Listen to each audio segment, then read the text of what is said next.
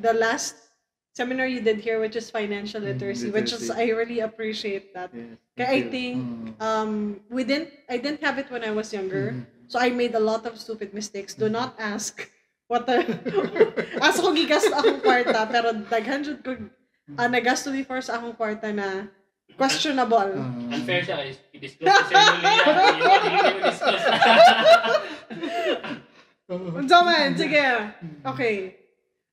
Siguro most questionable way that I spent my money. So regular employee, but I was a broke sugar mom. So na ako boyfriend. Lucky for that guy, ha? Ha? Lucky for that guy. Oo nga. So he was into music. So gusto ng gitara. Binilhan natin ng gitara. Tapos nagbago yung hilig. Gusto maging bass player. Binilhan natin ng bass. The next year, gaming was people were starting to get into gaming.